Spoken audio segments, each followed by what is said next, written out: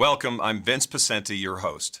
Today we're going to discuss the culture war in the United States surrounding banned books. While books have stood in the crossfire of political battles throughout history, today's book bans address issues related to race, gender identity, and sexuality. These are major flashpoints in the ongoing American issue. As school leaders pull more books off library shelves and curriculum lists amid a fraught culture war, we explore the impact, legal landscape, and history of book censorship in schools. Our guest today is Neal McCluskey, who is the director of the Cato Institute Center for Educational Freedom and the author of the book, The Fractured Schoolhouse, Reexamining Education for a Free, Equal, and Harmonious Society. Neal, welcome to the program. Let's kick this off. And the term banned is a tricky term. Could we just dive into that a little bit so we can set the tone for where we're headed here? Yeah, I think it's really important that we define banned because it's used a lot and it has a really bad connotation, and people don't quite understand the context in which it's being used often when we talk about public libraries, and in particular public school libraries, where we've seen the most heated battles. So the term banned, the way it's being used is only that a book is in some way being challenged so that it wouldn't be made available to students. And even that gets pretty gray. So you usually hear banned and you think, well, it's illegal for me to own this book, or it would be illegal to publish this book. That's not what we're talking about. We're only talking about within these publicly funded institutions. And then in the schools, it's typically somebody says, well, look, we have this book in the library that has offensive images or an offensive theme, or it is wildly inaccurate. And I, as a parent or community member, don't think it should be made available to students or sometimes students of a particular age in those schools.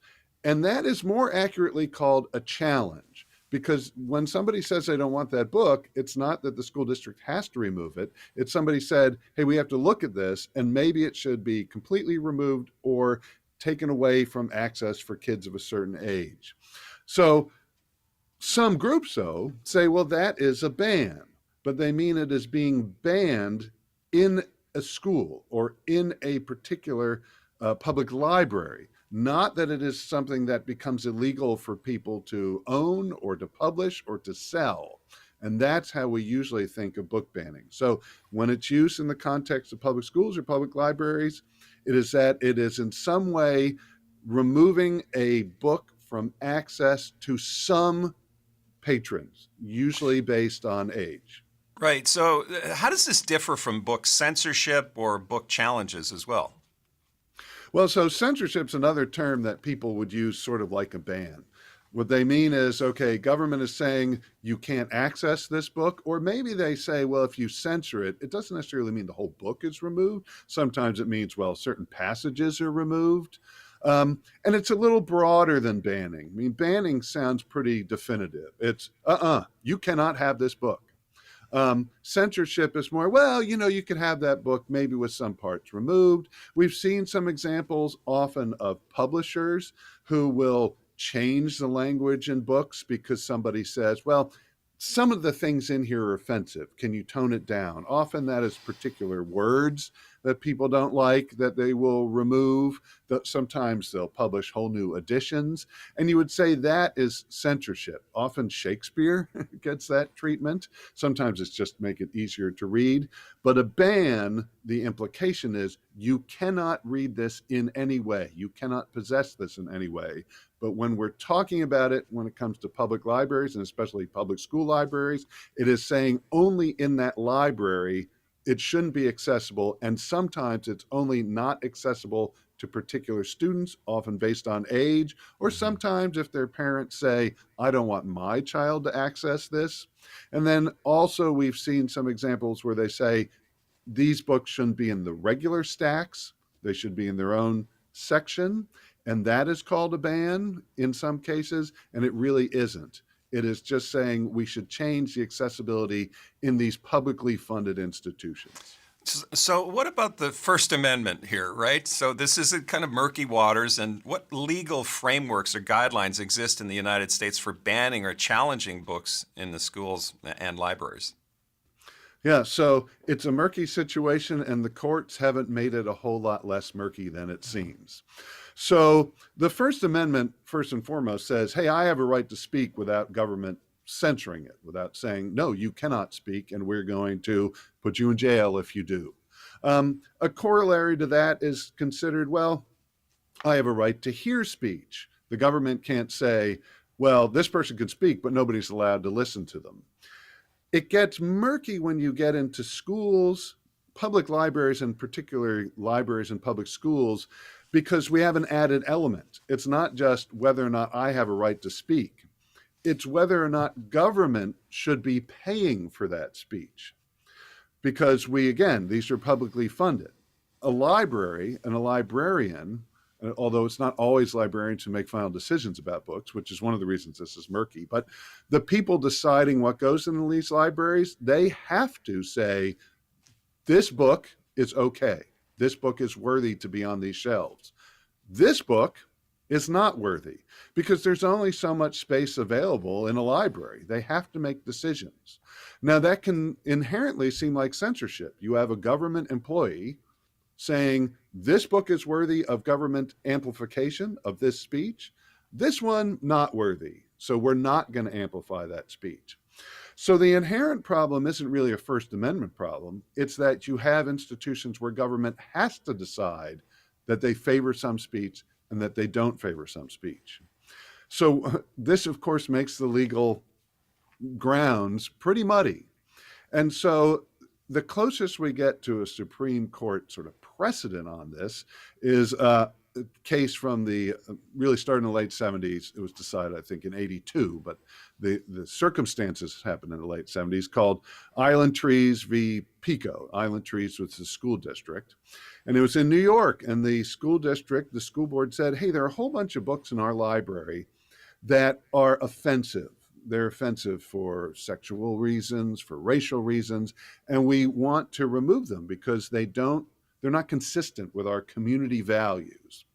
And so the court was asked to weigh in about, well, what is the role of a public school library, and what is the grounds for public school and school boards to make decisions? Because public schools and their school boards are democratically elected. They're supposed to represent and govern according to what the community wants. And so the argument from the school board was, if these offend community standards, they should be removed.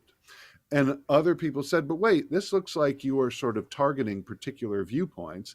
And it's not okay to remove things if you don't like their viewpoints. It's okay if you think, for instance, a book is immoral. It's not okay if you are saying, well, I think a particular group of people is immoral. This is where in the more modern battles that we're having, you get into a lot of LGBTQ issues. Now, what happened, though, was the court couldn't get a majority to say what the role of a public school library is. A plurality said, well, the role is so that a student can go and expose themselves to every sort of viewpoint that might be important to them, so they can make up their own minds about lots of issues. But they couldn't get a majority to agree with that. All the majority ended up doing was saying, well, there should have been a trial, basically at a lower court, that was kicked off, that they said, no, we'll just make a decision.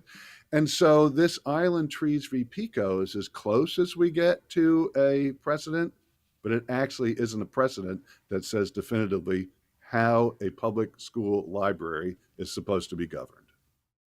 So what are the arguments made by proponents of book banning, and what are the arguments made by those who oppose it? Well, I should always hesitate to speak for anybody, but I've read enough about these that I know typically what the arguments are. The first thing I would say is that the people who challenge books typically wouldn't say that they're trying to ban the book. They are almost always say, when somebody says they're trying to ban it, they say, I don't want to make it illegal for anybody to purchase or own a book. If a child's parents think they should have this book, they should be free to order it on Amazon or go to a local bookstore. But they typically say this book is not appropriate to be, often it's based on age. They'll say it's not appropriate in an elementary school or in a middle school, or they'll say it is simply immoral. Often they'll say the book is pornographic, because many of these books, probably the majority, are challenged because of sexual content. It's not the only thing people object to, but that's the biggest. And they'll say they don't want their tax dollars funding pornography in schools and school libraries they have to pay for, or they'll say they don't want their child exposed to something they think is immoral. Often that is in opposition to their religion. And so they'll say they're challenging the book and want it removed from that library because it is just not acceptable for their child, or perhaps for the community, they say, to have that book be something that's publicly provided and publicly accessible. That is something they think should happen at the private level. The argument against that is, well, everybody pays for these libraries. Why should the objections of some parents, and often it's not a whole lot, it may be 2 or 3, why should they get to override what may be the desires of a majority who'd say this book or these books being challenged are beneficial? And often the argument for why they're beneficial, so going beyond just why should one group of parents get to trump what another group of parents wants, is they'll say, look, especially books with LGBTQ plus content, it's really important for kids to see themselves in the literature that sometimes that they read in school or that's available in the library. Sometimes they say that these books take on very important issues that will come up in the lives of LGBTQ students, and that it is very important that those books be in the library to serve those students well, and so that those students are treated equally in the public schools. So you have this clash of very understandable values on both sides, and it's typically not about a ban. It's saying what should be available to my kids. And when you have different people with kids all in this one school, these clashes are inevitable if they don't share the same values. I don't know if you're a parent, but my wife and I have raised 3 children during the internet years. And to state it mildly, it was very confusing to be able to, what access do our kids have through technology? What technology access do we not know about? What kind of, you've got a 14, 15-year-old who wants to run their own life. This is my life, not your life. And so there's this question of technology and raising kids. But specifically, how has technology and the internet impacted book banning and the challenges in recent years? Well, so the internet itself, in terms of, hey, I could go on the internet and get all sorts of things, it hasn't particularly impacted the book banning debate, other than it is very common to hear that somebody challenges a book that they say has inappropriate comment, or somebody challenges a book that they say has inappropriate content, and other parents, usually in opposition to the challenge to that book, say, well, look, your kids can get access to things way worse than this on the internet. So it makes no sense to challenge this when the internet gives them access to almost anything. I don't see that argument in every book banning or book challenge battle that we've tracked, but I see it in some. And so the sort of presence of the internet is always kind of in the background of, don't challenge things here because your kids could get all sorts of worse things just by going on the internet. I think that actually there are ways that you can monitor what your kids are doing on the internet and control them. So I don't know that that's the most compelling argument, but it is one we hear. What has been beneficial from the internet, although presumably maybe before the internet, you could have done this by some sort of dial-in thing, but is that a lot of people, or a big part of our culture war, has been the idea that public schools can hide things from parents and that they do hide what's going on. In our research on public school libraries, we actually found that in the large majority of cases, you can find an online, basically, card catalog or an online catalog for the libraries in public school districts.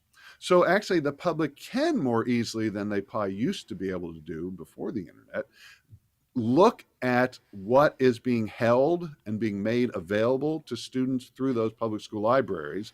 And one of the things you find is it's not only physical books anymore. There is access to electronic books through the library, and so the internet has kind of impacted that as well. So if anything, the internet has sort of added transparency to the holdings and somewhat to the operation of public school libraries, where the public can sort of go in and look at everything in that library without actually physically going in and looking through every book on the stacks.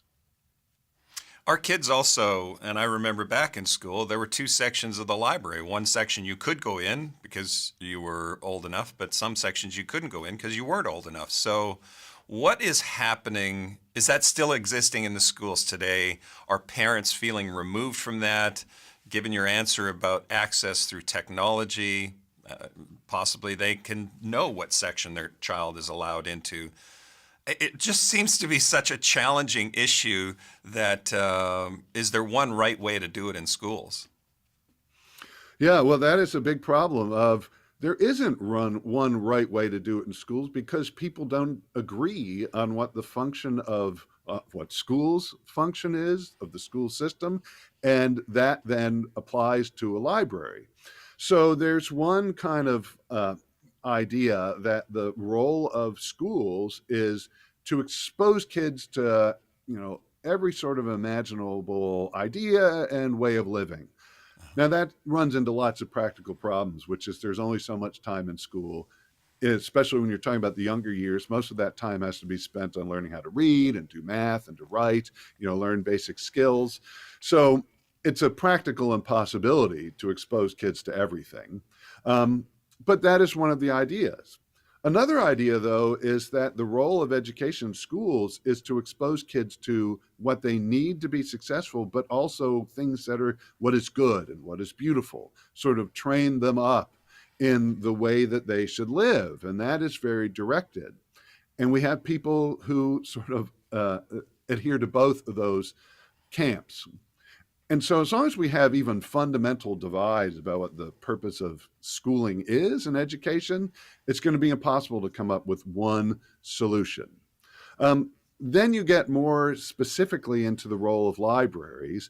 And again, to the extent that you can take one message out of Island Trees v. Pico, it's that there is some notion that the library is supposed to be more expansive collection of thought than you'd get through the curriculum.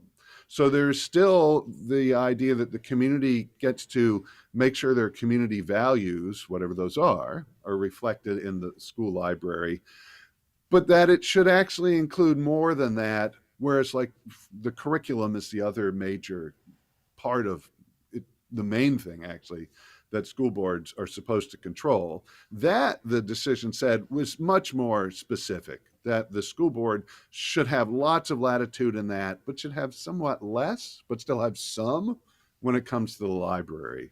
And so you would see maybe more of the idea. It should cover all sorts of ideas, but not necessarily. And so that's pretty gray. And then we've done some research into, well, do school libraries actually have a balance of opinions? And it's kind of hard to do, and it's especially hard, when you're talking about younger kids and fiction. So we looked at older writing that would be accessible to older kids, middle school and especially high school, on one particular hot button issue, questions of race and the character of the United States. Are we inherently good or basically good, or is there systemic racism that's been a problem, a major problem throughout the history of this country? And what we found is that there is a major imbalance toward the idea that the country suffers from systemic racism. And that may be reflective of the fact that you have human beings making decisions about what books go in the libraries. And if it's librarians, they tend to be much more liberal than the average American. And it may be that they have a bias toward more liberal views. However, our research also suggested, or it could be that conservatives don't target their views as much to school age audiences. So it's not clear what's happening, but it is an indication that it may be impossible or very unlikely that a public school library will have this sort of perfect balance of views. And so then you got to get into, well, what can you do about it? But let me interrupt. What can parents do about this issue? I mean, quite frankly, this is challenging for us parents to figure out how to navigate this. What can we do? Yes. So what we see most parents doing when there's a question about the books is a challenge of books already in the libraries. This is the book banning debate, as they discover something is there and they say, I don't want that there. But I think we need to get deeper than that. But this is where it gets a lot harder. So it's relatively easy, especially now that increasingly people have learned that they can see what's in these libraries. It's fairly easy to hear about a book you think would be bad, look for it and say, I don't want this here. Much harder is getting into the process of how books are selected to begin with. And that's what we've started to try and look at. And the first thing that I discovered when I started to look at this is there's been very little research into how are books selected. It's not consistent whether the person in charge is the superintendent of schools, whether it's librarians, whether it's a school board. And then it's hard to see how decisions are made about, are we getting a balance of books or of ideas? Much of the library, sort of within the librarian profession, has been focused on getting more balance of author based in particular on race or ethnicity or sexual orientation. And there hasn't been as much, from what we found, on ideas. And so it is possible that school districts might say, okay, the way we're going to select books is we'll have a period of a few weeks where everybody can suggest books. And then they may suggest, outright, this book is liberal or conservative or something like that. Yeah. And then we have sort of the school board may openly debate these books and then decide what to acquire. But that would be kind of cumbersome. I think most school districts wouldn't do it. But that's how parents would have input in the beginning. I think more realistically, we need to move to a system of education that's different, where we don't force everybody to fund public school and they all go there, but where you can choose schools and choose schools according to your values. And your values may be, I want a school that has a very expansive library. Mm-hmm. And then if you have people in that school who don't want that, then the answer is those folks can leave. They don't have to stay there because money would follow their kids. Right. And actually that would make it easier to have that very expansive library. Let's switch gears here a little bit, because talking about the issues of today of political correctness, cancel culture, and the desire to create safe spaces impact the book banning discussion. In what ways can we address these broader issues? Well, we certainly see something like, safe spaces as part of this. We don't usually see that term used. That's more often used in higher ed. But a lot of, in particular, conservative parents, because most of the bans or challenges that we see are conservative parents unhappy with more progressive content. And you could sort of see it as them saying, look, I don't want my child to be able to walk into this library and then access a bunch of books that have ideas and values they may not understand or that we may think are totally inappropriate. We want it to be a safe place for them to go where they won't be sort of assaulted by ideas that they think, as that the parents think are wrong, or often that they think a child's just not old enough to grapple with. A lot of this is about, well, what's age appropriate, or at least that's the argument. And so it may just be that some parents say, well, this book is okay for older kids, but not my kids. But whatever it is, they're saying, I want this to be a safe space where they're not in danger of encountering books that they're not prepared to grapple with. And so that's part of it. It's a little different from the safe space that we see usually in colleges of, hey, there's a speaker coming and I don't want to not only hear that speaker, but I want to go to a place where their ideas sort of are not, put upon me. But it is kind of similar. And people have observed that, well, conservatives often don't like the safe space idea in higher ed, but they seem kind of okay with it for their kids. But it's also important to note that kids, we typically don't think of them as adults the way we do college kids. And we do think that they need protection. It's a matter of who gets to decide what they're protected from and how.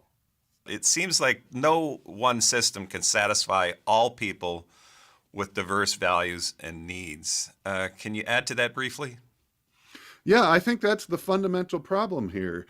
I think we tend to look at book challenges sort of in isolation, like, oh, there are people mad about this book, there are people like this book, and they're fighting. But book challenges are actually just one front in the larger culture war. And we see it played out in schools all the time. So you have book challenges, but you also have lots of debates of what's the right way to teach history. We have debates about should there be a dress code, debates about do we allow prayer in school. All of these come up in particular and become very animated in public schools because we're talking about kids, and because in public schooling we say diverse people should be forced into one system that forces them to fight. The fundamental way to get away from that is to have money follow kids. This is usually called school choice, could be education savings accounts, but then parents choose among a diversity of schools, educators have autonomy, and people with different ideas don't have to fight. They can freely seek out what they think is best. Neal, thank you for providing your insights on this complex issue.